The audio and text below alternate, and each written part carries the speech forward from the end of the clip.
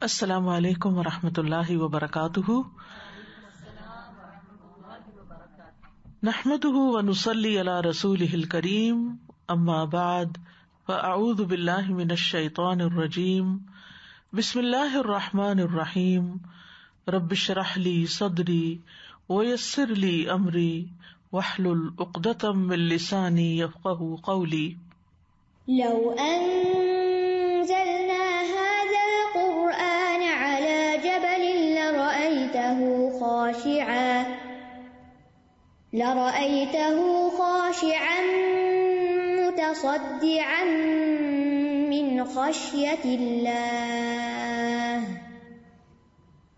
وتلك الأمثال نضربها للناس لعلهم يتفكرون۔ امثال القرآن کے سلسلے میں آج ہم اللہ کے راستے میں خرچ کرنے والوں کی مثال کا ذکر کریں گے۔ اس مثال سے کئی آیات پہلے اللہ سبحانہ وتعالی نے فرمایا، من ذا الذی یقرض اللہ قرضا حسنا فیضاعفہ لہ اضعافا کثیرہ، کون ہے جو اللہ کو اچھا قرض دے پس وہ اسے اس کے لیے کئی گنا بڑھا دے۔ تو وہاں پر کئی گنا کی بات کی گئی، لیکن آج ہم جو مثال پڑھ رہے ہیں اس میں 700 گنا اور اس سے بھی زیادہ بڑھانے کی بات ہے۔ تو یہ ہے آج کی مثال سورۃ البقرہ کی آیت نمبر 261 سے۔ مثل الذین ينفقون اموالهم في سبيل الله كمثل حبة أنبتت سبع سنابل في كل سنبلة 100 حبة والله يضاعف لمن يشاء والله واسع عليم۔ ان لوگوں کی مثال جو اپنا مال اللہ کے راستے میں خرچ کرتے ہیں ایک دانے کی مثال کی طرح ہے جس نے 7 بالیاں اگائیں، ہر بالی میں 100 دانے ہیں، اور اللہ جس کے لیے چاہتا ہے اور بھی زیادہ بڑھا دیتا ہے، اور اللہ وسعت والا خوب جاننے والا ہے۔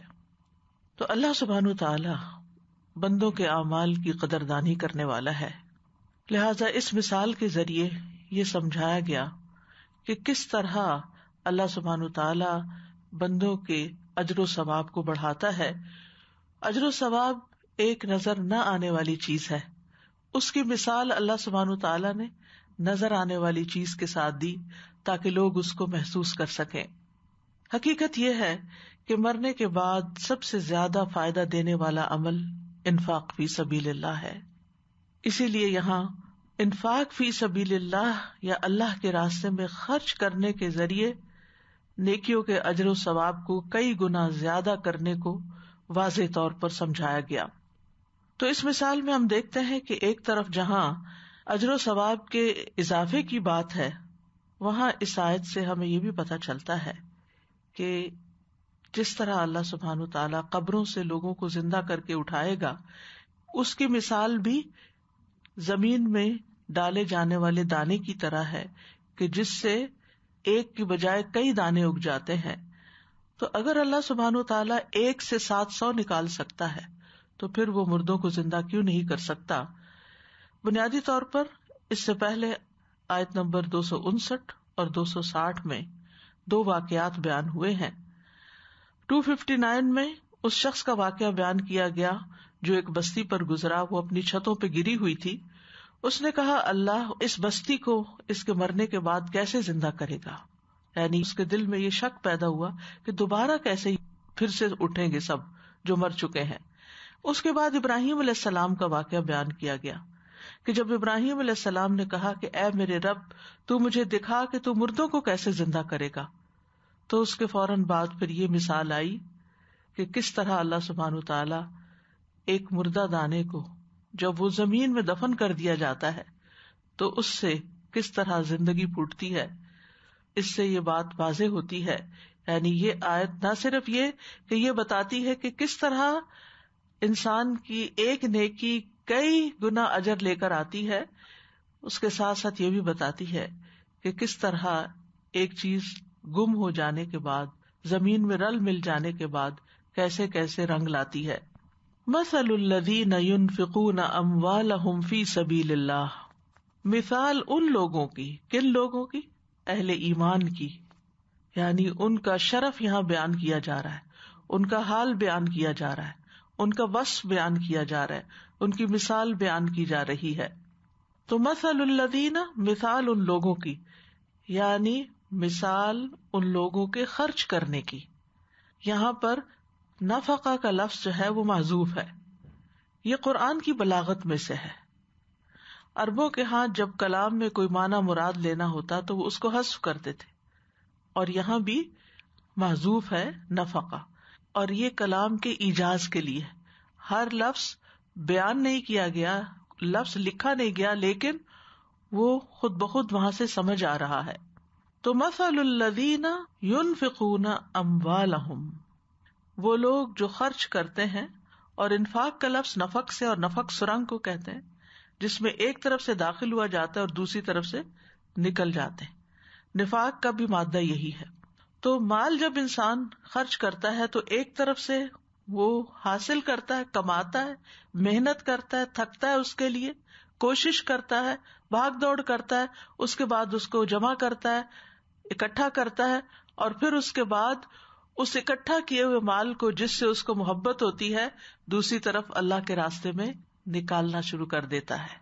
ایسا شخص جو محنت سے مال کمائے، کیونکہ یہاں فرمایا اموالہم، اپنے مال، اور مال میں کل ما یتمولہ الانسان، ہر وہ چیز شامل ہے انسان جس کا مالک ہے، یا جس کو وہ مال بناتا ہے، یا جس کو وہ مال سمجھتا ہے، چاہے وہ زمین ہے، مکان ہے، لباس ہے، خوراک ہے، درہم و دینار ہے، یعنی وہ تمام چیزیں جو انسانوں کی پوزیشن میں ہیں وہ سارا اس کا مال شمار ہوتی. حتیٰ کہ انسان کی جو اولاد ہے، انسان کی جو کمائی ہے، وہ سب بھی اس میں آ جاتی ہے. انسان کی جتنی بھی محبوب چیزیں ہیں وہ سب اس میں شامل ہو جاتی ہیں. تو وہ چیزیں جن سے انسان محبت رکھتا ہے، جن کو انسان جمع کرتا ہے اپنے لیے، اپنی ضروریات پوری کرنے کے لیے، پھر وہ اپنے پہ ترجیح دیتے ہوئے اسے دوسروں تک لے جاتا ہے. تو یہاں صرف یہ نہیں کہا گیا کہ الذین ينفقون المال، بلکہ کیا فرمایا گیا؟ الذین ينفقون اموالہم، اپنے مال خرچ کرتے ہیں. یعنی کہ کہیں سے چوری ڈاکہ کر کے پھر وہ کہیں دے دیتے ہیں یا لٹا دیتے ہیں، نہیں، بلکہ وہ مال ان کی اپنی پوزیشن میں ہوتا ہے، ان کا اپنا مال ہوتا ہے. ویسے تو دیکھا جائے تو ہمارے پاس جو کچھ بھی ہے وہ اللہ ہی کا دیا ہوا ہے، من مال اللہ کا لفظ قرآن مجید میں آتا ہے. لیکن اللہ تعالیٰ جب بندے کو اس کا مالک بنا دیتا ہے، وقتی طور پر، عارضی طور پر، بطور امانت اس کو دیتا ہے، تو پھر ایمان والوں کی صفت یہ ہوتی ہے کہ وہ اس مال کو صرف اپنے لیے ہی ذخیرہ کر کر کے نہیں رکھتے، جمع نہیں کرتے، بلکہ آگے بھی دیتے ہیں. اور پھر کیسے دیتے ہیں؟ فی سبیل اللہ، اللہ کے راستے میں. یعنی اللہ کے راستے سے مراد اللہ کی رضا کے کاموں میں، جن جن جگہوں پہ خرچ کرنا اللہ کو پسند ہے. اور اس کو کئی طرح بیان کیا گیا ہے. اس میں سب سے پہلا جہاد فی سبیل اللہ لیا گیا ہے. مکحول کہتے ہیں کہ جہاد میں خرچ کرنے سے مراد ان گھوڑوں پہ خرچ کرنا جو اللہ کے راستے میں بندھے ہوئے ہوں، ہتھیاروں کی تیاری وغیرہ میں خرچ کرنا ہے. یہ ایک معنی ہے. یعنی جو بھی چیزیں جس وقت، جس دور کے اعتبار سے ضرورت ہوں اللہ کے راستے میں نکلنے کے لیے، اللہ کے دین کو پھیلانے کے لیے، اللہ کی بات کو دوسروں تک پہنچانے کے لیے، اس میں خرچ کرنا مراد ہے. دوسرا معنی یہ لیا گیا ہے کہ نیکی کے تمام کاموں میں خرچ کرنا، چاہے وہ جہاد فی سبیل اللہ ہو یا کچھ اور ہو.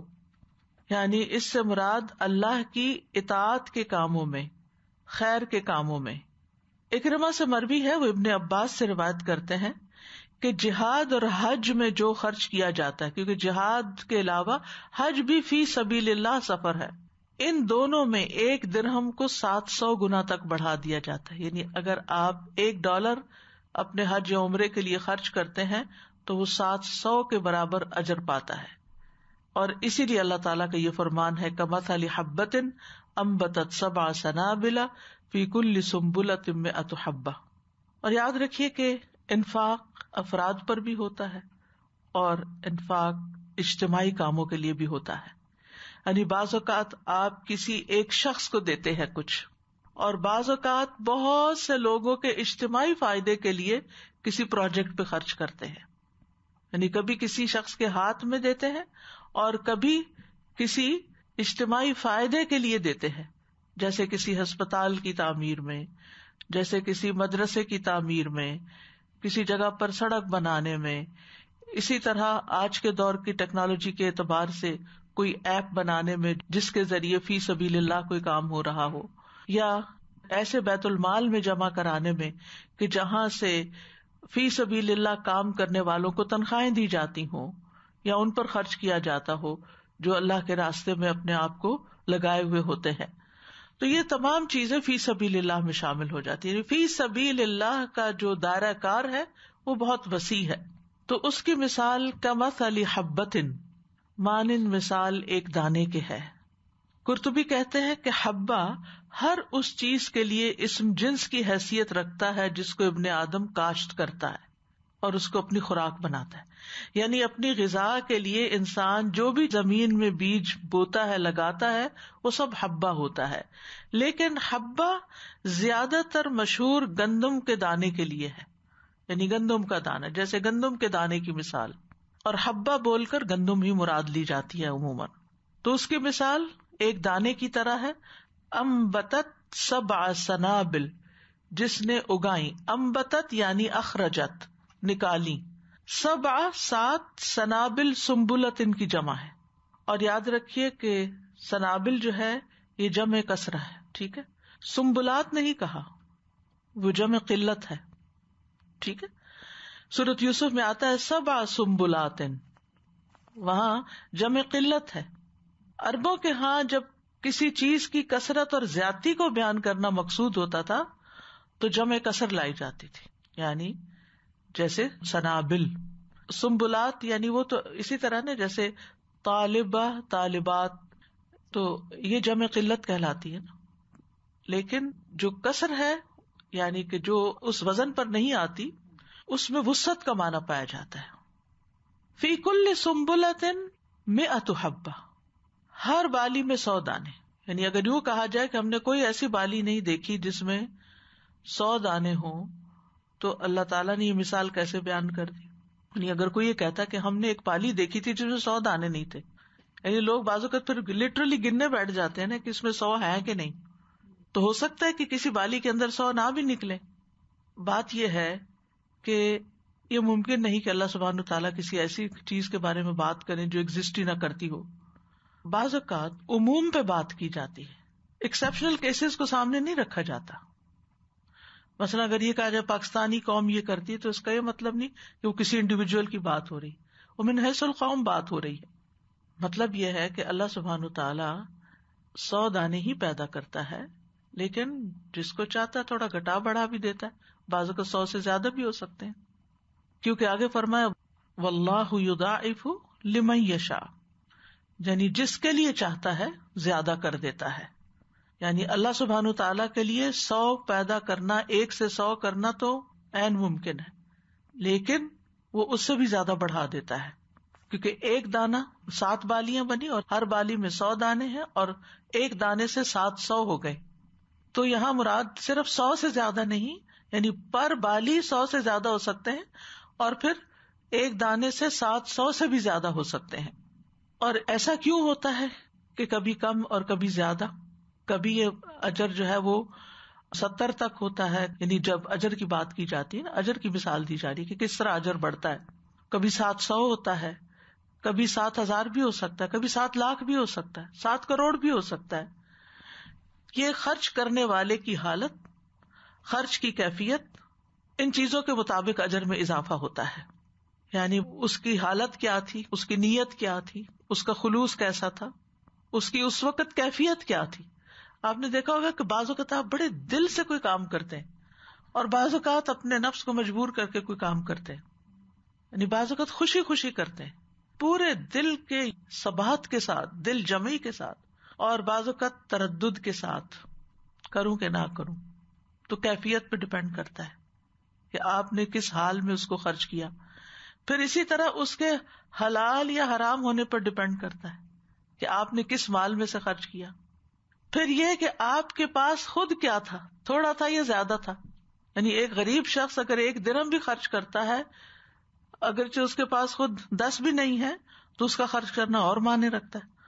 اور ایک ملینئر اگر 1000 یا لاکھ بھی خرچ کر دیتا ہے تو اس کے لیے وہ حالت بالکل مختلف ہے. اسی طرح یہ بھی دیکھا جائے گا کہ کیا چیز خرچ کی، کیا دیا. وہ روپیہ پیسہ ہے، وہ سونا ہے، وہ چاندی ہے، وہ کھانے کی کوئی چیز ہے، یعنی کیا چیز تھی جو اس نے خرچ کی، کیا دیا، کس دل سے دیا، کس کو دیا، کس زمین پہ ڈالا. وہ اس سے بھی فرق پڑتا ہے.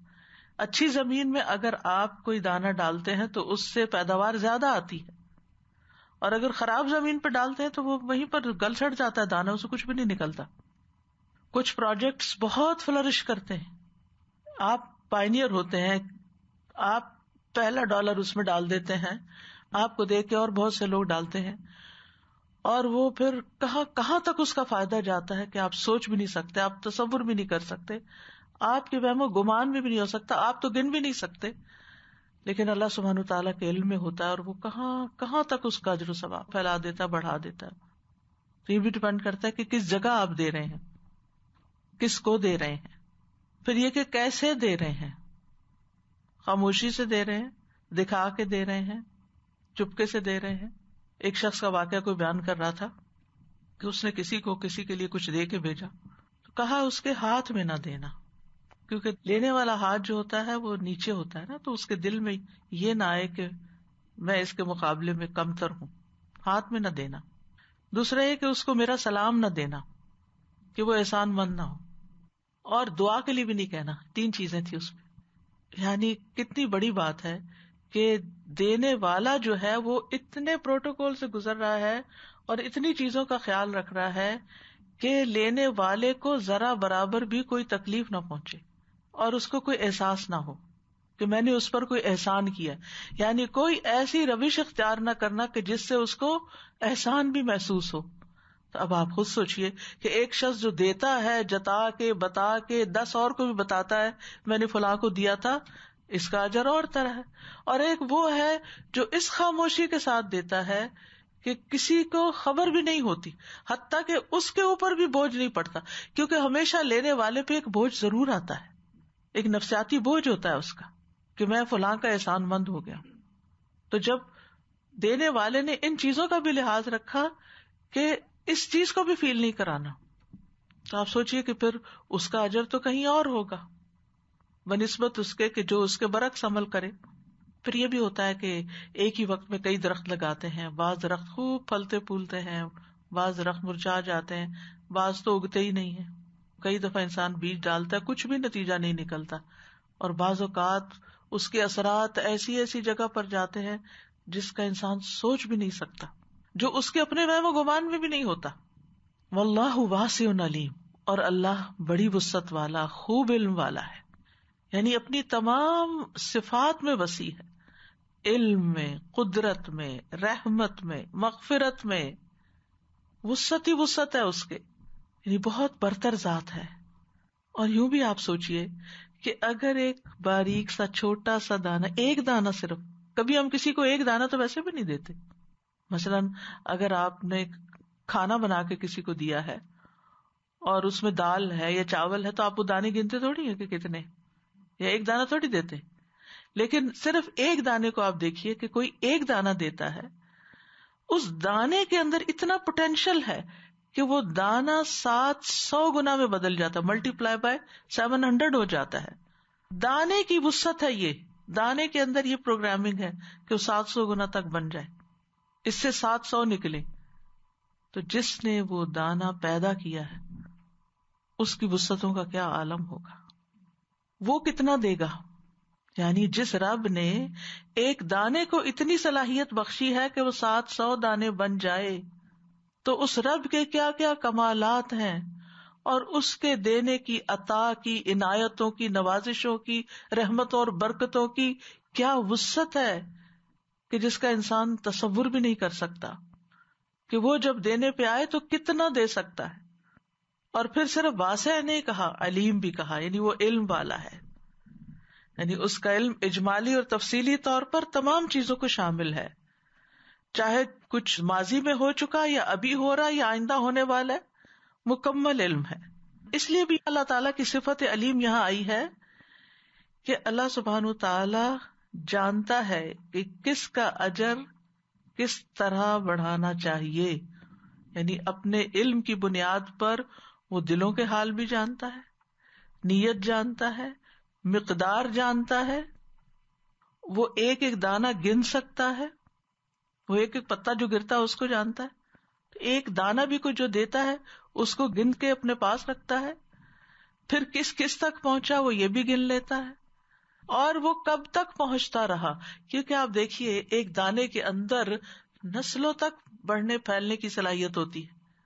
آپ ایک پودا لگاتے، اس سے کھاتے ہیں، استعمال کرتے ہیں، پھر اس کا جو بیج ہوتا ہے اسی کا بیج ہے، اس کا بچہ ہے، وہ بیج آپ دوبارہ لگا دیتے ہیں، اب اس کے بعد اس بیج سے ایک اور پودا نکلا، اس میں سے ایک اور بیج نکلا، اس میں اگلا پودا، اس پودے سے ایک اور بیج، اس سے اور جنریشن آفٹر جنریشن کچھ نیکی کے کاموں سے فائدہ اٹھاتے ہیں۔ یعنی وہ کس کا صدقہ تھا، کس نے اس پروجیکٹ میں کچھ چپ ان کیا تھا، کچھ دیا تھا، وہ پھر ملٹی پلائی ہوتا رہا، جب وہ ایک شیپ سے دوسری شیپ بدلتا رہا، کیونکہ بعض اوقات ایسا ہوتا ہے نا کہ آپ ایک شخص کو پڑھاتے ہیں، وہ دنیا سے چلا جاتا ہے، لیکن وہ اپنے پیچھے کسی اور کو پڑھا جاتا ہے، وہ چلا جاتا ہے، وہ اپنے پیچھے ایک اور چھوڑ جاتا ہے۔ اب جیسے امام بخاری ہیں یا اور جتنے بھی لوگ ہیں، سب سے بڑھ کر تو خود حضور صلی اللہ علیہ وسلم کی مثال ہے، ایک کے جانے کے بعد ایک، ایک کے مرنے کے بعد ایک، ایک کے بعد ایک، وہ ایک پوری چین ہے، چلتی چلی جا رہی ہے۔ تو جس نے پہلی دفعہ وہ علم خرچ کیا، اس سے پھر آگے سیکھ کر کسی اور نے کیا، پھر کسی اور نے، کوئی ایک آپ سے انسپائر ہوا، اس سے کوئی اور انسپائر ہو گیا، اس سے کسی اور کو روشنی مل گئی، اس سے کسی اور کو موٹیویشن مل گئی، اس سے کسی اور کی زندگی میں خیر آ گئی، بات آپ نے شروع کی تھی، بات آپ نے بتائی تھی، 7ویں نسل پہ جا کے اس کی خیر نظر آ رہی ہے کسی اور کے اندر۔ یضاعف لمن یشاء۔ اب آپ تو دنیا میں ہی نہیں ہے کہ آپ بیٹھ کے گنے کہ جو میں نے خرچ کیا تھا وہ کہاں کہاں کس کس شکل میں آگے جا رہا ہے، کس کس تک پہنچ رہا ہے۔ آپ نے ایک ہسپتال بنوا دیا، جتنے بیمار آ کر اس میں صحت یاب ہو رہے ہیں، ان کو فائدہ ہو رہا ہے۔ آپ دنیا میں نہیں بھی ہیں، آپ کے اعمال نامے وہ نیکیاں جمع ہو رہی ہیں، اس کو صدقہ جاریہ بھی کہتے ہیں۔ بعض مفسرین یہ بھی کہتے ہیں کہ یہ دونوں آیات عبد الرحمن بن عوف اور عثمان بن عفان رضی اللہ عنہ کے صدقے کے بارے میں نازل ہوئی۔ اس کی تفصیل یہ ہے کہ جب رسول اللہ صلی اللہ علیہ وسلم نے غزوہ تبوک کا ارادہ کیا تو لوگوں کو مال خرچ کرنے کی ترغیب دی، تو عبد الرحمن بن عوف رضی اللہ عنہ 4000 درہم لائے، پھر کہا اللہ کے رسول صلی اللہ علیہ وسلم میرے پاس 8000 درہم تھے، میں نے اپنے اور اپنے اہل و عیال کے لیے 4000 درہم رکھ لیے اور 4 میں نے اپنے رب کو قرض دے دیا، آدھا رکھ لیا آدھا دے رہا ہوں۔ تو رسول اللہ صلی اللہ علیہ وسلم نے فرمایا جو آپ نے اپنے لیے اور اپنے اہل و عیال کے لیے رکھا ہے اس میں بھی، اور جو آپ نے اللہ کے راستے میں عطا کیا ہے اس میں بھی اللہ آپ کو برکت عطا فرمائے۔ آپ نے ان کو دعا دی۔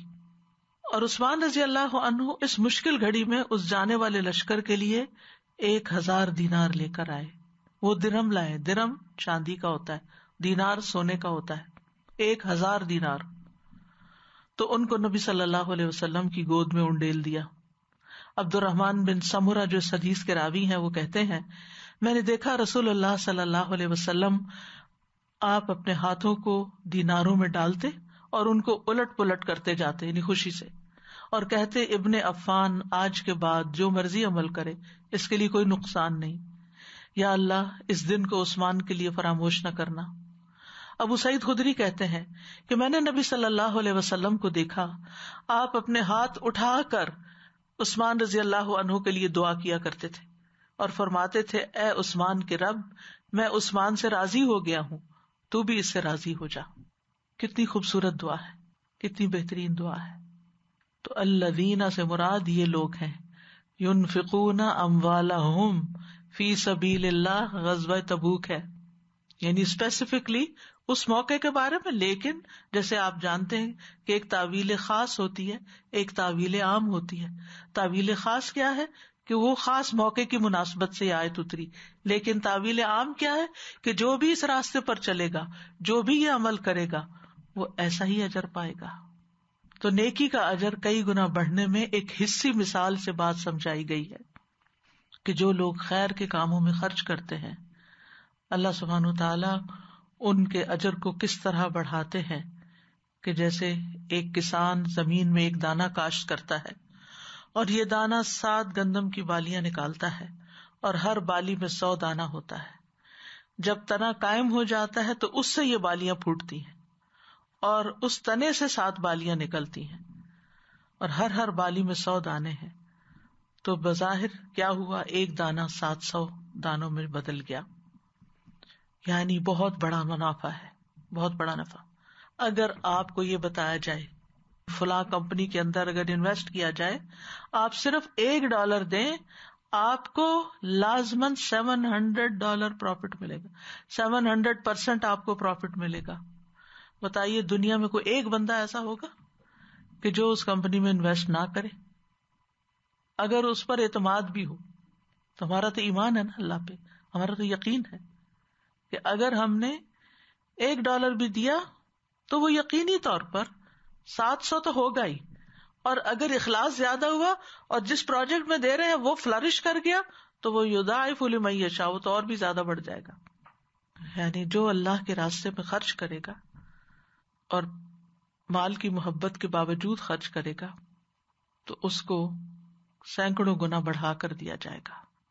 بات یہ کہ انسان کے اندر مال کی محبت رکھ دی گئی. وَأُحْضِرَتِ الْأَنفُسُ الشُّحَّ وَإِنَّهُ لِحُبِّ الْخَيْرِ لَشَدِيدٌ. انسان مال کی محبت میں یقیناً بڑا سخت ہے.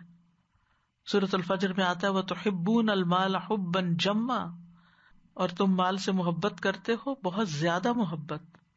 یہ فطری محبت ہے جو اللہ نے ہمارے دلوں میں رکھ دی ہے. کوئی بھی یہ نہیں کہہ سکتا، اگر کوئی کہتا ہے تو جھوٹ ہی کہتا ہے کہ مجھے مال سے محبت نہیں. کس کو محبت نہیں؟ ہر ایک کو مال اچھا لگتا ہے.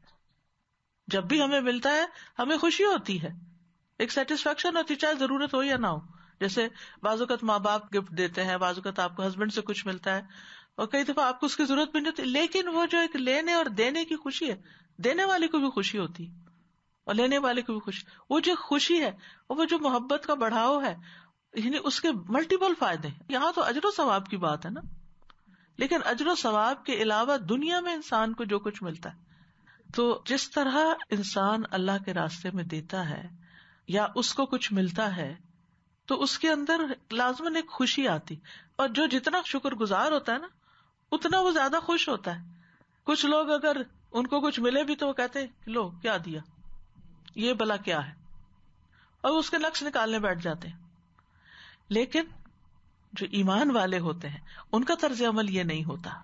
وہ دیتے ہوئے بھی خوشی سے دیتے ہیں اور وہ لیتے ہوئے بھی خوشی سے لیتے ہیں، وہ قبول بھی خوشی سے کرتے ہیں. رب تعالیٰ بھی خوشی سے بندوں کے صدقات کو قبول کرتا ہے. تو بہرحال مال کی محبت جو ہے وہ انسان کے اندر ہے. انسان کہتا ہے مالی مالی، میرا مال میرا مال، لیکن پھر بھی وہ اللہ کے راستے میں دے دیتا ہے. انسان کے پاس ایک وادی ہو مال کی تو وہ دوسری اور پھر تیسری کا طلبگار ہوتا ہے. یعنی انسانی فطرت کے اندر ہے یہ خواہشات.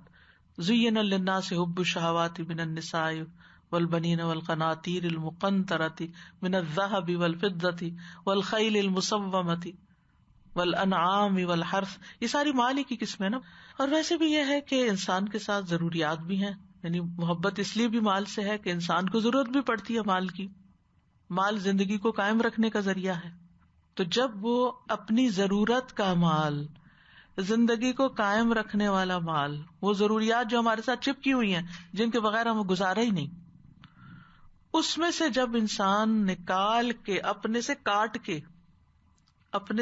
کے اپنے سے نکال کے، اپنی پاکٹ میں سے نکال کے، اپنی جیولری میں سے نکال کے، اپنے کھانے میں سے نکال کے، اپنی کسی بھی چیز پہ سے نکال کے، وہ اس کی تھی، اموالہم، وہ پوزیس کرتا تھا، اس میں سے نکال کے اس نے اپنے سے الگ کر کے، جدا کر کے کسی دوسرے کی ضرورت پوری کی، تو یہ اللہ سبحانہ وتعالیٰ کی رضامندی کا ذریعہ بنتی ہے، اللہ کے قرب کا ذریعہ بنتی ہے.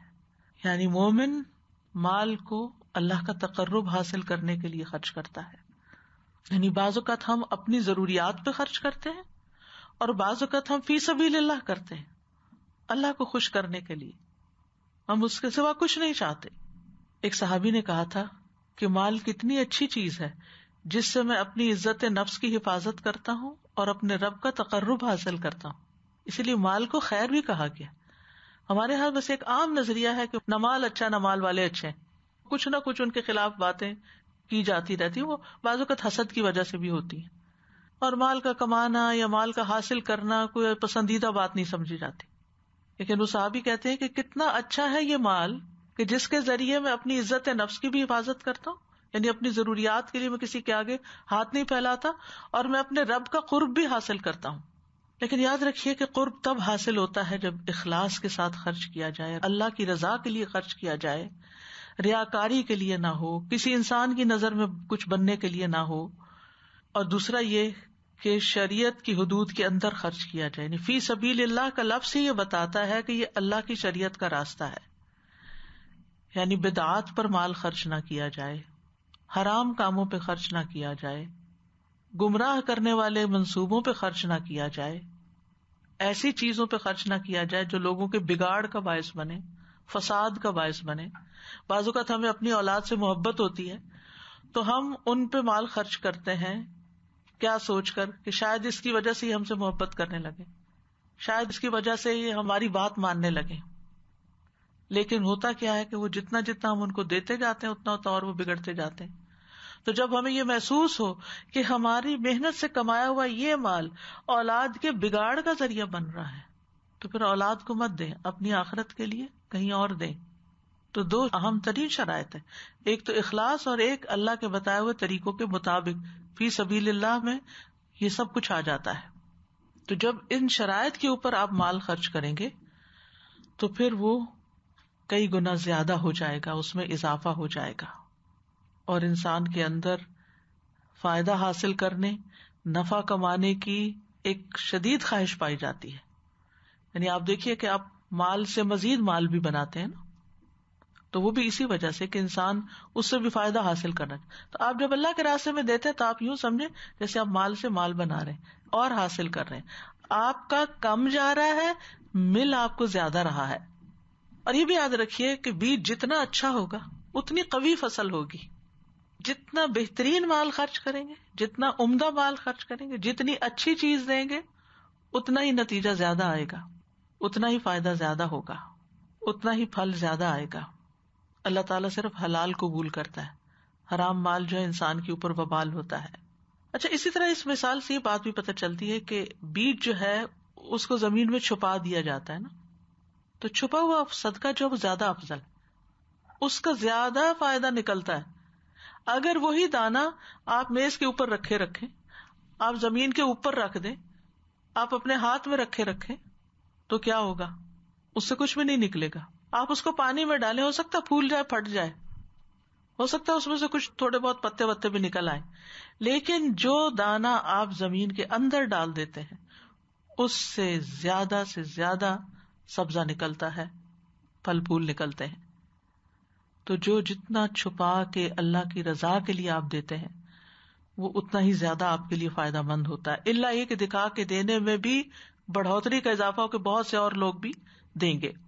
پھر کچھ اور چیزیں بھی ہیں کہ بیج کاشت کرنے کے بعد اس کی حفاظت کرنا ضروری ہے. صدقے کی بھی حفاظت ضروری ہے. بیج کی حفاظت پانی لگا کے کی جاتی ہے، کیڑے مکوڑوں سے بھی حفاظت کی جاتی ہے، جو اس کے آس پاس اور چیزیں اگ جاتی ہیں ان کو بھی نکال کے کی جاتی ہے. پھر اسی طرح بعض اوقات فصل پوری تیار ہوتی ہے کہ کوئی آفت آ کے اس کو برباد کر دیتی ہے.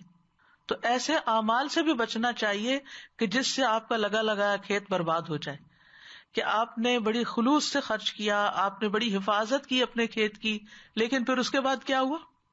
اچانک کوئی آفت آئی اور سارے کا سارا کھیت تباہ ہو گیا، جس کی مثال قرآن مجید میں بھی آتی ہے، وہ انشاءاللہ بعد میں بیان ہوگی. تو اس لیے یہ نہیں کہ آپ نے 10 سال پہلے کوئی کام اچھا کیا تھا اور آج آپ کے دل میں شیطان نے وسوسہ ڈالا اور آپ بیٹھ کے اس کی وہ ریاکاری کر رہے ہیں، وہ اپنے کمالات اور فضائل بتا رہے ہیں کہ جس میں آپ کے دل میں وہ شوق آ گیا کہ یہ سارے لوگ اب میری تعریف کریں کہ میں نے اتنا بڑا کارنامہ کیا تھا. تو ایسی چیزوں سے بھی بچنا چاہیے، کیونکہ مرتے دم تک انسان کو یہ خطرہ لاحق ہوتا ہے کہ کوئی اس کا عمل برباد نہ ہو جائے اس کی اپنی زبان سے نکلی ہوئی باتوں کی وجہ سے یا اس کے اپنے طرز عمل کی وجہ سے. مثلاً آپ کسی کو صدقہ دیتے ہیں، اس کے اوپر احسان کرتے ہیں، پھر وہ آپ کے ساتھ بدتمیزی کرتا ہے، 10 سال بعد بدتمیزی کرتا ہے، تو آپ اس کو 10 سال پہلے کا احسان یاد کرا کے سب کچھ تباہ کرتے ہیں. یاد ہے جب تم چھوٹے سے آئے تھے، یتیم بچے تھے، تمہیں کوئی لینے والا نہیں تھا، میں نے تمہیں رکھا، میں نے پالا، میں نے پڑھایا، میں نے تمہاری فیسیں دی، میں نے تمہیں اس قابل کیا، آج تم میرے ساتھ یہ کر رہے ہو. اس قسم کے تانے دے کر بھی انسان اپنے کیے ہوئے کو ضائع کر دیتا ہے. پھر اسی طرح یہ ہے کہ جس طرح کھیتی کا سلسلہ منقطع نہیں ہوتا، اسی طرح نیک اعمال کا سلسلہ بھی جاری رہتا ہے. اور جس طرح غلہ جو ہے یا یہ دانوں کا نکلنا جو ہے، یہ ہماری فوڈ ہے، ہمارے جسم کی فوڈ ہے. تو انفاق فی سبیل اللہ ہمارے دل اور روح کی غذا، یعنی دانا زمین میں ڈال کر ہم اپنے کھانے کا انتظام کرتے ہیں اور $1 ڈبے میں ڈال کر ہم اپنی روح کی فوڈ کا انتظام کرتے ہیں. تو بہرحال اس مثال میں بہت کچھ سیکھنے کو ہے کہ انسان جو کچھ کرے اللہ کی خاطر کرے. لا نرید منکم جزاء ولا شکورا، کسی سے جزا، دعا اور شکریہ کی توقع نہ رکھے. کہ جب آپ کسی کے اوپر کوئی احسان کرتے ہیں تو اس کو یہ نہ کہیں کہ آپ میرے لیے دعا کریں اس کے بدلے میں، یہ بدلہ ہے، دعا کا تقاضا نہ کریں. وہ خود جتنی بھی دے خوشی سے وہ دیتا رہے، وہ تو اس کے ذمہ ہے نا. اور یہ ہو نہیں سکتا کہ آپ خلوص دل سے کسی کے لیے کچھ محبت سے محنت سے کریں اور اس کے دل سے آپ کے لیے دعا نہ نکلے. ایک مومن تو ضرور ایسا ہی کرے گا کہ کسی کے احسان کو یاد رکھے گا. تو مال خرچ کرنا جو ہے یہ مسلمان کے فرائض میں سے ہے، یعنی اللہ کے راستے میں مال خرچ کرنا. فی اموالہم حق للسائل والمحروم، سوالی اور محروم کے لیے حق ہے. پھر اسی طرح صدقے پہ اس لیے ابھارا جاتا ہے تاکہ معاشرے کی حالت درست ہو، لوگوں کے حالات درست ہو، آپس میں تعلقات درست ہو، آپس کی محبتیں بڑھیں. کیونکہ خاندان میں بھی جب اونچ نیچ بہت زیادہ ہو جاتی ہے نا، ایک بہت غریب ہے ایک بہت امیر ہے، تو وہاں محبت نہیں رہتی جب تک کہ امیر لوگ غریبوں کا خیال نہ رکھیں. پھر اسی طرح یہ کہ اللہ سبحانہ وتعالیٰ کی عظیم شان کا احساس ہوتا ہے، کس طرح ہم حقیر انسانوں سے ہماری چھوٹی سی کوشش بھی قبول کر لیتا ہے. اگر ہمیں کوئی ایک دانہ دے تو ہم کیا کریں گے؟ واپس اس کے اوپر پھینکیں گے، لے جاؤ یہ. یعنی اگر ہمیں کوئی ہماری ضرورت سے کم دے، تھوڑا دے، ٹھیک نہ دے، تو ہم ناراض ہو جائیں گے اس سے. اس کے برعکس اللہ سبحانہ وتعالیٰ آپ ایک دانہ بھی دیں، آپ کے پاس صرف ایک ہے نا، تو آپ کہتے چلو میں بھی اپنا ڈال دیتی ہوں، وہ اس کو بھی قبول کرتا ہے. اس سے آپ اندازہ لگائیں کہ اللہ کے ہاں قبولیت کا درجہ کیا حیثیت رکھتا ہے. اور پھر صرف لیتا نہیں، اس کو پالتا ہے، نشو نما کرتا ہے. جیسے وہ حدیث میں آتا ہے نا، کوئی شخص اپنی پاکیزہ کمائی سے ایک کھجور بھی خرچ نہیں کرتا مگر اللہ اسے اپنے داہنے ہاتھ سے قبول کرتا ہے. اور آج کل تو خوب کھجوریں بڑھ رہی ہیں. اور اسے اس طرح پالتا ہے جس طرح تم میں سے کوئی اپنے بچھیرے یا اونٹ کے بچے کو پالتا ہے، حتیٰ کہ وہ ایک کھجور پہاڑ کی طرح یا اس سے بھی زیادہ ہو جاتی ہے. اس طرح بڑھاتا ہے، یضاعف لمن یشاء، پہاڑ بن جاتا ہے وہ. اسی طرح رسول اللہ صلی اللہ علیہ وسلم نے فرمایا، جس نے اللہ کی راہ میں کوئی ایک چیز خرچ کی اس کے لیے اس کا 700 گنا لکھا جاتا ہے. ابو مسعود کہتے ہیں کہ ایک آدمی نے اللہ کے راستے میں ایک اونٹنی صدقہ کی جس کی ناک میں نکیل پڑی ہوئی تھی، تو رسول اللہ صلی اللہ علیہ وسلم نے فرمایا، قیامت کے دن یہ 700 اونٹنیاں لے کر آئے گا جن کی ناک میں نکیل پڑی ہوگی. یعنی اس کو واقعی وہ سب ملے گا. اور ویسے بھی آپ دیکھیں کہ اللہ سبحانہ وتعالیٰ کے خزانوں میں تو کوئی کمی ہے ہی نہیں. سارے لوگ ایک چٹیل میدان میں کھڑے ہو کر ہر کوئی مانگے اور سب کچھ مانگے جو اس کو چاہیے, اور اللہ تعالیٰ سب کچھ دے دے. تو اللہ تعالیٰ کے خزانوں میں تو اتنی کمی نہیں ہوتی جتنی سوئی کو پانی میں ڈال کے سمندر میں کمی ہو. اور پھر یہ کہ اللہ سبحانہ وتعالیٰ اس کو اپنے اوپر قرض کے طور پر بھی لیتا ہے. من یقرض اللہ قرضا حسنا, یعنی جو مال فی سبیل اللہ دیا جاتا ہے خصوصاً دین کی تبلیغ کے لیے, دین کے قیام کے لیے, دین کو پھیلانے کے لیے, کیونکہ اس کے فائدے بہت زیادہ ہوتے ہیں, بہت ملٹیپل فائدے ہوتے ہیں, کئی جہتوں میں اس کے فائدے جاتے ہیں کہ لوگوں کے اندر علم آتا ہے, ان کے اندر خشیت آتی ہے, تقوی آتا ہے, اور زیادہ خیر کے کام کرتے ہیں تو وہ خیر بڑھتی چلی جاتی ہے. تو اللہ سبحانہ تعالیٰ اس کو بڑھاتا ہے, اس قرض کو پھر زیادہ کرتا ہے. پھر آپ دیکھیے کہ اللہ سبحانہ تعالیٰ کے دیے ہوئے مال میں سے جب ہم خرچ کرتے ہیں تو اللہ تعالیٰ اس کو تجارت کہتے ہیں.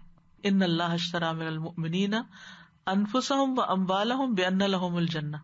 اور اس کے آخر میں آتا ہے فاستبشروا ببیعکم الذی بایعتم بہ, اپنی اس تجارت پر خوش ہو جاؤ جو تم نے اللہ سے کی. وذالک هو الفوز العظیم, اور یہی بہت بڑی کامیابی ہے.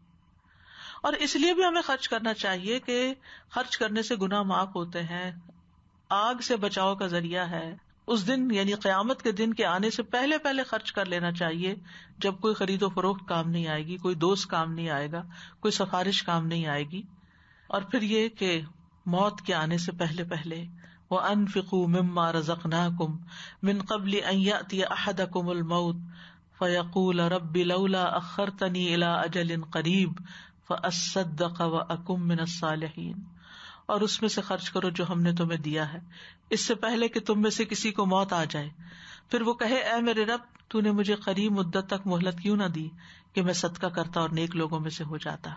یعنی کہا جاتا ہے کہ موت کے وقت سب سے زیادہ انسان کو یہ خواہش ہوگی کہ میں اپنا مال دے کے آتا, کیونکہ اب وہ اس کا نہیں رہا نا, اس کو پتا چل رہا ہے کہ جو کچھ میں نے کمایا تھا یہ میرے ساتھ تو جائے گا نہیں, یہ تو وارث تقسیم کر لیں گے. اس میں سے خرچ کرو جو ہم نے تمہیں دیا اس سے پہلے کہ تم میں سے کسی کو موت آئے, پھر وہ کہے اے میرے رب تم نے مجھے قریبی مدت تک مہلت کیوں نہ, تھوڑی سی مہلت اور مل جاتی تو میں یہ اور یہ بھی خرچ کر دیتا. آج جب ہم زندہ ہیں, ہماری خواہشات ہیں, ہماری ضروریات ہیں, تو ہم خرچ کرتے ہوئے گھبراتے ہیں, لیکن موت کے وقت کیا چاہیں گے, سبھی کچھ اللہ کو دے دیتے, کیونکہ جو آج یہاں سے ڈپازٹ کر کے جا رہے ہیں کل جہاں جا رہے ہیں وہاں ملنے والا ہے. لیکن اگر وہاں کے لیے ڈپازٹ ہی نہیں کیا اور سب کچھ دنیا میں ہی جمع کر دیا, دنیا کے بینکوں میں ہی رہ گیا, پھر وہاں سے کیا ملے گا؟ وہ تو دنیا والوں کو ہی مل جائے گا نا, وہ ہمیں تو نہیں ملے گا وہاں جا کر. اور پھر جتنا زیادہ انسان اللہ کے راستے میں دیتا ہے اتنا ہی زیادہ اجر پائے گا. رسول اللہ صلی اللہ علیہ وسلم نے فرمایا جو لوگ دنیا میں زیادہ مالدار ہیں قیامت کے دن وہی خسارے میں ہوں گے سوائے اس کے جسے اللہ نے مال دیا اور وہ اسے اپنے دائیں, اپنے بائیں, اپنے آگے, اپنے پیچھے خرچ کرے اور اسے بھلے کاموں میں لگائے, یعنی نیکی کے کاموں میں. بلال رضی اللہ عنہ کہتے ہیں کہ رسول اللہ صلی اللہ علیہ وسلم نے فرمایا بلال خرچ کیا کرو, عرش والے کی طرف سے مفلسی سے نہ ڈرا کرو, غریب ہونے سے نہ ڈرا کرو. اور پھر آپ دیکھیں کہ جو دیتا ہے اللہ تعالیٰ اس کو مزید دیتا ہے, اور جو بخل کرتا ہے اس کے بخل کا وبال بھی اس کے اپنے اوپر ہی پڑتا ہے. اللہ تعالیٰ بندوں کے مال سے بے نیاز ہے, اللہ تعالیٰ کو اس کی ضرورت نہیں. جو اللہ کے راستے میں خرچ کرتا ہے خود ہی فائدہ اٹھاتا ہے. خرچ کرنے سے اللہ کا قرب اور اس کی رحمت ملتی ہے. وَيَتَّخِذُ مَا يُنْفِقُ قُرُبَاتٍ عِندَ اللَّهِ وَصَلَوَاتِ الرَّسُولِ, اللہ کے ہاں قربتیں اور رسول کی دعائیں ملتی ہیں. خوف اور غم سے نجات کا ذریعہ, ڈپریشن کا علاج ہے. الذین ينفقون اموالهم باللیل والنہار سرا وعلانیة فلہم اجرہم عند ربہم ولا خوف علیہم ولا ہم یحزنون. وہ لوگ جو اپنے مال رات اور دن چھپے اور کھلے خرچ کرتے ہیں ان کے لیے ان کا اجر ان کے رب کے پاس ہے, ان پر نہ کوئی خوف ہوگا نہ وہ غمگین ہوں گے. پھر بیماریوں سے حفاظت ملتی ہے. ایک روایت میں آتا ہے اپنے مریضوں کا علاج صدقے سے کرو. ابن شقیق کہتے ہیں میں نے عبداللہ بن مبارک کو اس وقت کہتے ہوئے سنا جب ان کے پاس ایک آدمی آیا اور اس نے ان سے اپنے گھٹنے میں نکلنے والے ایک زخم کے بارے میں پوچھا کہ اس زخم کو 7 سال ہو چکے ہیں, بہت علاج کرائے, فائدہ نہیں ہوا. طبیبوں سے بھی پوچھا, نہیں ڈاکٹرز کو بھی کنسلٹ کیا, کوئی فائدہ نہیں ہوا. تو عبداللہ بن مبارک نے کہا جاؤ ایسی جگہ جا کر کنواں کھدواؤ جہاں پانی کی ضرورت ہو، مجھے امید ہے جب وہاں سے چشمہ پھوٹے گا تو تمہارا یہ خون رسنا بند ہو جائے گا. یعنی وہ یہاں سے نکلنے کے بجائے وہاں پانی کی شکل میں نکل رہا ہے. جب اس شخص نے ایسا ہی کیا تو وہ صحت یاب ہو گیا. یعنی بیماریوں سے بچاؤ اور علاج بھی ہے صدقہ. مشکلات سے نکلنے کا راستہ ہے. یحییٰ علیہ السلام کو 5 باتوں کا حکم دیا گیا تھا کہ ان پہ خود بھی عمل کریں اور بنی اسرائیل کو بھی عمل کرنے کے لیے کہیں. ان میں سے ایک یہ کہ میں تمہیں صدقہ کرنے کا حکم دیتا ہوں، کیونکہ اس کی مثال اس شخص کی سی ہے جسے دشمن نے قید کر کے اس کے ہاتھ گردن سے باندھ دیے ہوں، پھر اسے قتل کرنے کے لیے لے چلیں اور وہ ان سے کہے کیا تم میری جان کا فدیہ وصول کرنے کے لیے تیار ہو؟ پھر وہ تھوڑے اور زیادہ کے ذریعے جس طرح بھی بن پڑے اپنی جان کا فدیہ پیش کرنے لگے یہاں تک کہ اپنے آپ کو چھڑا لے. تو گویا جب ہم صدقہ کرتے ہیں تو اپنی گردن کو چھڑاتے ہیں، اپنے آپ کو مصیبت سے نکالتے ہیں. اور پھر جو خرچ کرتے ہیں اللہ تعالیٰ ان پر مزید خرچ کرتا ہے. حدیث میں آتا ہے یا ابن آدم انفق علیک، اللہ تعالیٰ فرماتے ہیں اے ابن آدم خرچ کرو، میں تم پہ خرچ کروں گا. اور پھر یہ کہ جو کرتے ہیں انسان اللہ کے راستے میں پورا پورا واپس لوٹایا جاتا ہے، ظلم نہیں کیا جاتا، بہترین نعم البدل ملتا ہے. وما انفقتم من شیء فهو يخلفه وهو خیر الرازقین، اور تم جو بھی چیز خرچ کرتے ہو تو وہ اس کی جگہ اور دیتا ہے اور وہ سب رزق دینے والوں سے بہتر ہے. عذاب علیم سے نجات ملتی ہے.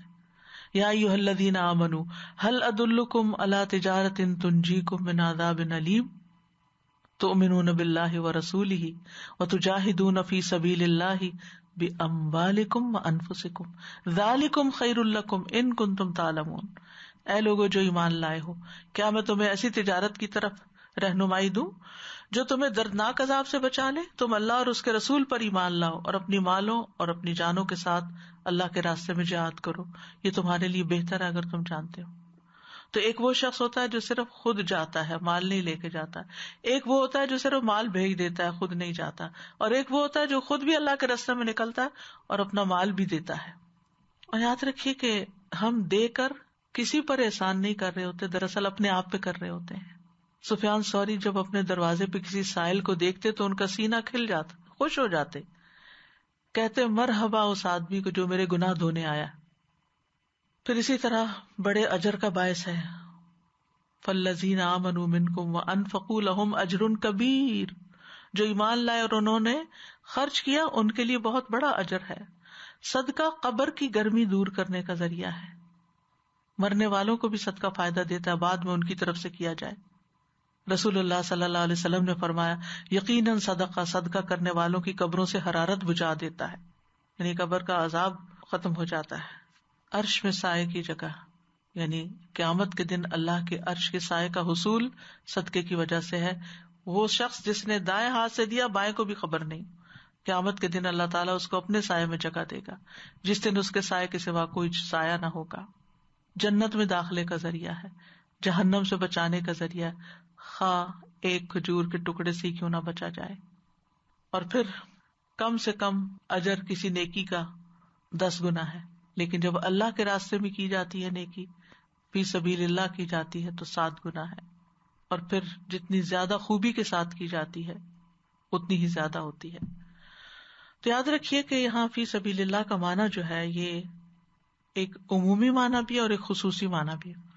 عمومی معنوں میں جب اللہ کی رضا کے لیے اپنی ذات پہ بھی خرچ کرتے ہیں، اپنے لیے کوئی چیز لے لی جو ضرورت کی تھی، اپنے گھر والوں پہ خرچ کرتے ہیں، بیوی پہ خرچ کرتے ہیں، شوہر فقیر ہے اس پہ خرچ کرتے ہیں، اہل و عیال پہ خرچ کرتے ہیں، رشتہ داروں پہ خرچ کرتے ہیں، فقراء پہ، یتیموں پہ، مسکینوں پہ، اللہ کے راستے میں مجاہدین پہ، جہاد فی سبیل اللہ میں، جس جگہ بھی اللہ نے خرچ کرنے کا حکم دیا وہ سب فی سبیل اللہ ہے. اللہ کے لیے خرچ کر رہے ہیں آپ، چاہے آپ کسی کو ہدیہ دے رہے ہیں کیونکہ تہادو تحابو، چاہے آپ کسی کو کچھ ہبہ کر رہے ہیں، چاہے آپ صلہ رحمی کر رہے ہیں، چاہے مصارف الزکوٰۃ کی جگہ پہ دے رہے ہیں، جہاں جہاں زکوٰۃ دینی چاہیے وہاں عام صدقات بھی آپ دے رہے ہیں، وہ بھی اس میں شامل ہو جاتا ہے.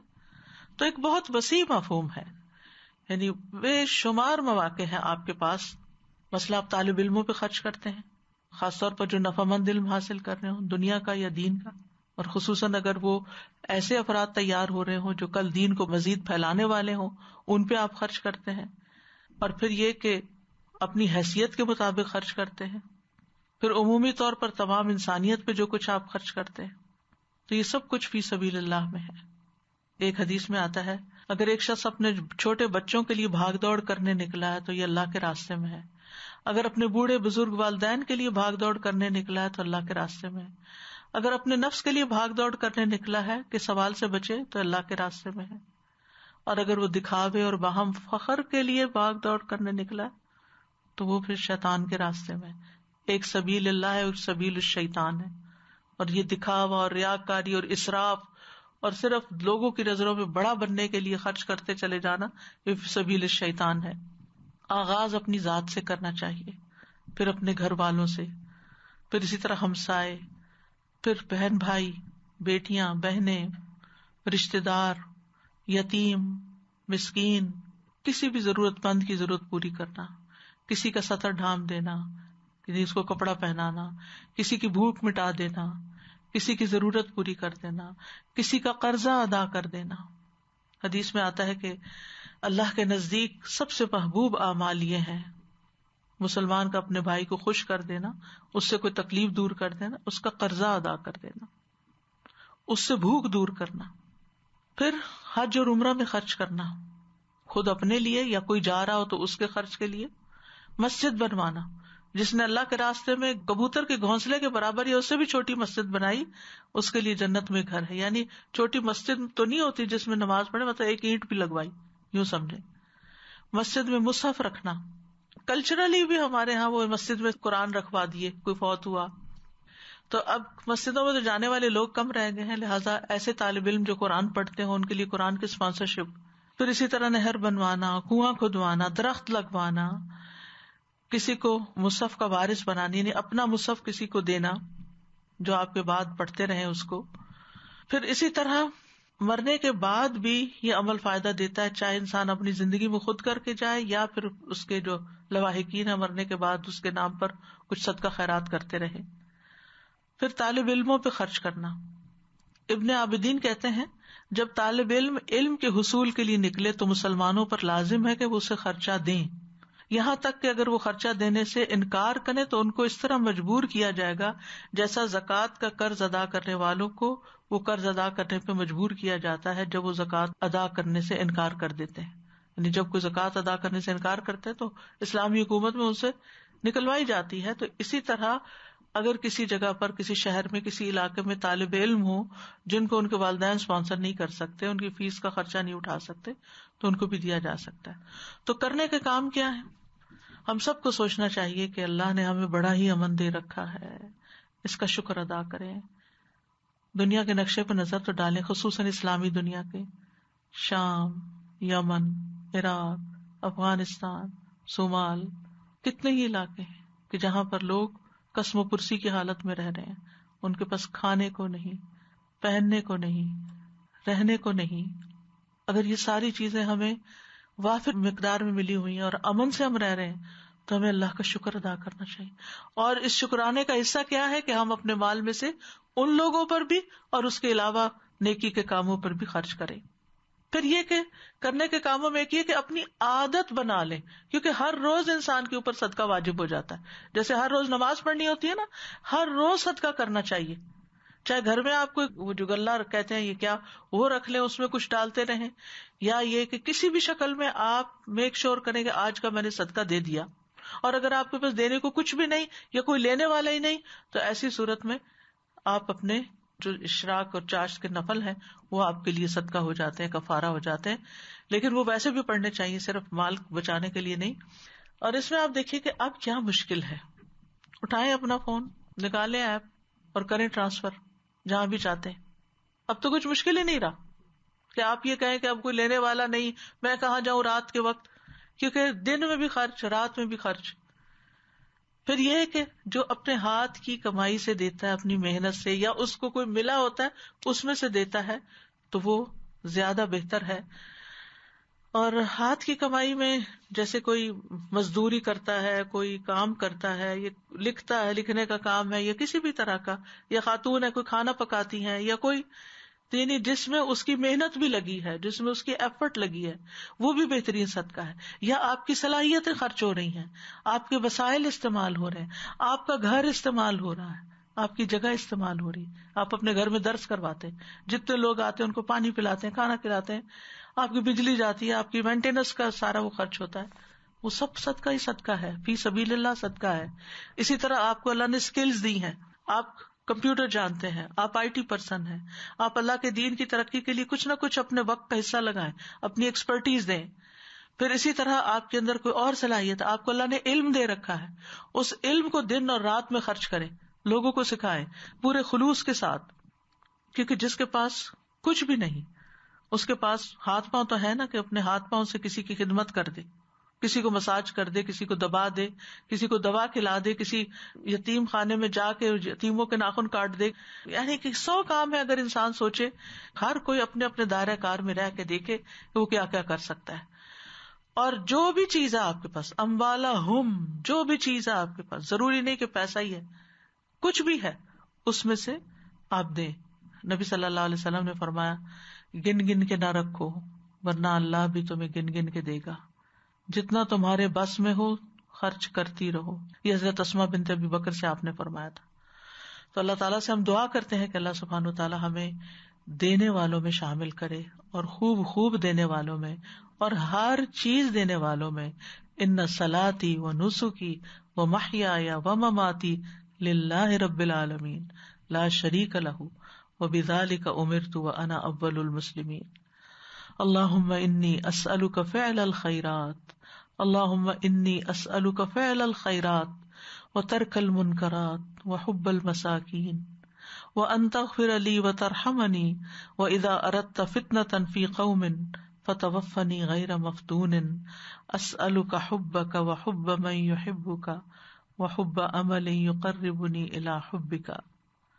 اللہم انی اعوذ بک من العجز والکسل والجبن والبخل والحرم واعوذ بک من عذاب القبر واعوذ بک من فتنة المحیا والممات. ربنا تقبل منا انک انت السمیع العلیم وتب علینا انک انت التواب الرحیم.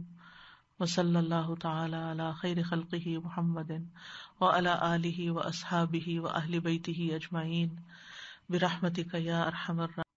سازا جی, میں سوچ رہی تھی کہ اس آیت کی خوشخبری کہ اتنا اللہ سبحانہ تعالیٰ بڑھائیں گے, یہ تمام سال کے لیے ہے نا, ہر دن کے لیے, ہر دن کے لیے. اور آج خاص طور پہ رمضان المبارک میں یہ موقع اس سوچ سے, اس موٹیویشن کے ساتھ ہم اویل کریں تو انشاءاللہ اللہ سبحانہ تعالیٰ کہاں تک خیر بڑھا سکتے ہیں. تو بہت زیادہ سب لوگوں کے لیے موقع ہے, اور الحمدللہ عمومی اور خصوصی دونوں طرح سے آپ نے وضاحت کی. خصوصی میں خاص طور پہ دین کے کام کے لیے تھوڑی سی سب کی توجہ دلانا چاہوں گی کہ الحمدللہ الہدیٰ انسٹیٹیوٹ جو کام اس وقت کر رہے ہیں دین کی ترقی کے لیے, دین کا علم پہنچانے کے لیے, خاص طور پہ اب کیونکہ ٹیکنالوجی پہ ڈپینڈنٹ ہے in this current Covid era specially. آپ دیکھیں کہ لوگوں کا دین پڑھنے کی یا دین کی بات سننے کا شوق ضرور ہے, لیکن ان کی افورڈیبلٹی کم ہو گئی ہے. تو جو لوگ پہلے فیس دے بھی سکتے تھے وہ بھی اب تھوڑی سی مشکل میں آ گئے ہیں. تو ہمارے پاس اسٹوڈنٹ اسپانسرشپس کے لیے بہت سی اپلیکیشنز آتی ہیں, اور دل چاہتا ہے کہ کسی کو بھی ڈکلائن نہ کیا جائے, بلکہ جتنی ان کی ضرورت ہے اتنا سارا ہی دے دیا جائے. اور اسی چیز کے لیے انشاءاللہ سب بہنوں کو جو آن لائن سن رہے ہیں ان سب کو بھی انکریج کروں گی کہ زیادہ سے زیادہ جس قدر ہو سکے حصہ ڈالیں. منتھلی اگر پلیجز دے سکتے ہیں تو وہ بھی, اور اگر ون ٹائم ہے تو بھی, تاکہ زیادہ سے زیادہ لوگوں کو جو فارمل اسٹوڈنٹس ہیں ان کو بھی فائدہ پہنچایا جا سکے, اور جو انفارملی لسنرز ہیں دنیا میں کہاں کہاں ماشاءاللہ یہ ریکارڈنگز اردو اور انگلش پروگرامز کی سنی جاتی ہیں, ریپلے ہوتی ہیں. تو اس میں سرورز کے, آن لائن کے ہر طرح کے اخراجات ہیں, اور ٹیکنالوجی جاننے والے اسکلفل امپلائیز کے لیے بھی ظاہر ہے کہ ایک ادارے کے اوپر ذمہ داری ہے, اور یہ بھی انفاق فی سبیل اللہ کی ایک بہترین قسم ہے. تو انشاءاللہ just I wanted to draw attention to this. اللہ سبحانہ تعالیٰ سب کے لیے برکت عطا فرمائے. یہ سادہ جی ایک عام سا سوال ہے, روز لوگ کرتے ہیں کہ زکوٰۃ جو ہے جس کو دے رہے ہوتے ہیں اس کو بتانا ضروری ہے, یا یہ میک شور کرنا ضروری ہے کہ وہ مسکین ہے یا فقیر ہے, وہ جو زکوٰۃ کے مصارف ہیں اس میں سے ون آف دم ہے. جی, اس کو یہ کہنے کی ضرورت نہیں کہ یہ زکوٰۃ لے لو. دوسرا سوال اکثر جو سب کا ہوتا ہے وہ یہ ہے کہ بہت انویسٹیگیٹ کر کے زکوٰۃ دی جائے. جی. لوگ بہت انویسٹیگیشن کرتے ہیں کہ جی یہ تو ضروری ہے کہ دیکھ کے، لیکن یہ پتہ کروانا یا اس طرح سے کروا کے پورا اپنے طور پر انڈائریکٹلی معلوم کروا لیا جائے حالات کسی کے، پھر اس کے بعد زکوٰۃ دی جائے، کیونکہ زکوٰۃ مستحق ہی کو لگتی ہے، ہر ایک کو نہیں دی جا سکتی. مجھے حضرت ابو بکر یاد آ رہے تھے کہ انہوں نے مسجد نبوی کے میں حصہ ڈالا تھا، اور آج تک دیکھیں ان کا حصہ ڈلا ہوا ہے. اور اللہ تعالیٰ ہم لوگوں کو بھی ایسے کام کرنے کی توفیق عطا فرمائے. اسی طرح عثمان رضی اللہ تعالیٰ کا جو باغ تھا وہ ٹرسٹ بن گیا، اور وہ بھی آج تک ماشاءاللہ سے. تو اللہ تعالیٰ ہم لوگوں سے بھی ایسا ہی کام کروائے، اور ایسے اداروں میں اور ایسی جگہ پر جہاں پہ صحیح کام ہو رہا ہے اور لوگ دیکھ سکتے ہیں کہ خود آ کے اور ٹرسٹ کر سکتے ہیں کہ کس طرح سے یہ کام ہو رہا ہے. الحمدللہ. استاذہ ایک حدیث ہے نا کہ رسول اللہ صلی اللہ علیہ وسلم نے فرمایا تھا کہ اگر تمہیں یہ بھی پتا چلے کہ دنیا ختم ہو رہی ہے تو اگر پودا لگانے کا وقت ہو تو بھی لگا لو. اس وقت بھی وہی مثال دی تھی کہ اگر پودا لگا سکتے تو قیامت آ گئی ہے اور آپ کے پاس اتنی مہلت ہے کہ ایک پودا لگا سکتے ہو تو آپ لگا لو جلدی سے. حالانکہ پتا ہے کہ ختم ہی ہو جانا ہے، کسی کو فائدہ نہیں ہونا. کیونکہ بعض اوقات ہم یہ سوچتے رہتے ہیں نا کہ پتا نہیں اس کا فائدہ ہوگا کہ نہیں، پتا نہیں قبول ہوگا کہ نہیں، پتا نہیں کیا، پتا نہیں وہ مستحق ہے کہ نہیں. شیطان کتنے وسوسے ڈالتا ہے، لیکن ان سب کے باوجود انسان کرتا چلا جائے کیونکہ آپ کی نیت پہ آپ کو اجر ملے گا. جی استاد ایک اور بات بھی ہے کہ دے کے بہت سارے لوگ بڑے بے چین رہتے ہیں، پتہ نہیں یہ نہیں ہونا چاہیے. اپنی نیت کو خالص کر لیں، شوق سے دیں، محبت سے دیں، دے کے بھول جائیں. السلام علیکم سادہ جی. جی سادہ جی، جیسے آپ نے بتایا کہ بیج جو ہے وہ نسل در نسل کھایا جاتا ہے، سیم اسی طرح جو صدقہ کرتے ہیں ان کے بچوں میں بھی وہ عادات جو آ جاتی ہیں، نسل در نسل چلتی ہیں، جنریشن ٹو جنریشن. آج ہم صدقہ کریں، بچوں کو دکھائیں، بعد میں وہ ہمارے بعد میں صدقہ کریں گے، ان کے اندر یہ عادت جو ہے وہ ڈیولپ ہوگی. اور یہ میں نے اپنی زندگی میں دیکھا. الحمدللہ میرے دادا جان، میرے ابا جی بہت صدقہ کا خیرات کرنے والے تھے. ابھی بھائی پچھلے دنوں بتا رہے تھے کہ انہوں نے جیسے پورا واٹر پلانٹ لگوایا، اور جیسے اس میں اتنا بڑا کہ الحمدللہ پورے ولیج کے ایریا کے لوگ اس میں سے پانی بھر رہے ہیں، لے کے جا رہے ہیں. اس طرح غریبوں کے لیے اور بہت کام. تو مجھے ابا جی کی بات یاد آ رہی تھی، جیسے کھلے عام امی ابا جی ایسے ہی صدقہ خیرات کیا کرتے تھے. بلکہ جب زکوٰۃ لینے کے لیے عورتیں آتی تھی تو امی تو ہمیں، کیونکہ میں چھوٹی تھی اور مجھے یہ آواز دی جاتی تھی کہ جائیں چائے لے کے آئے نا ان کے لیے، اور خوب ان کی جیسے خدمت بھی ساتھ، جیسے کوئی مہمان آئے ہوں. جی بالکل. اور ہم اگر نہیں کریں گے تو ہمارے بعد ہمارے بچے کیسے کریں گے؟ نہ ہمارے لیے نہ اپنے لیے، جب انہوں نے دیکھا ہی نہیں. جی، اور اپنے لیے بھی اور ہمارے لیے بھی اچھے سے کیسے کریں گے؟ تو we should care about it. ہمیں اس کے بارے میں سوچنا چاہیے. جزاک اللہ خیرا کثیرا. بس ایک خیال آ رہا تھا استاذہ جی کہ احتیاط ہم برتیں اس بارے میں بھی کہ بعض اوقات اب آج کل نیچرلی رمضان کا مہینہ ہے تو کیمپینز، آپ یوٹیوب پہ جائیں کہیں بھی جائیں تو کوئی نہ کوئی نئی کیمپین انٹروڈیوس ہو رہی ہوتی ہے ڈفرینٹ اداروں اور چیزوں کی طرف سے. تو بعض اوقات پھر لوگ یہ بھی کہنے لگ جاتے ہیں کہ بس اب ہر وقت یہی چیزیں آ رہی ہیں کچھ. تو انفاق ایگزیکٹلی یہ چیز نہیں پتا کہ آپ نے 10 دیکھ لی ہیں. بالکل. اور پھر یہ کہ یعنی اللہ سبحانہ تعالیٰ کی راہ میں جو بھی جس طرح بھی کام کر رہا ہے ان سب کو اپنی اپنی ضرورتیں ہیں، ان کی نیت ان کے ساتھ، دینے والے کو اپنی نیت کی فکر کرنی چاہیے. وآخر دعوانا ان الحمد للہ رب العالمین. سبحانک اللہم وبحمدک، اشہد ان لا الہ الا انت، استغفرک واتوب الیک. السلام علیکم ورحمۃ اللہ وبرکاتہ.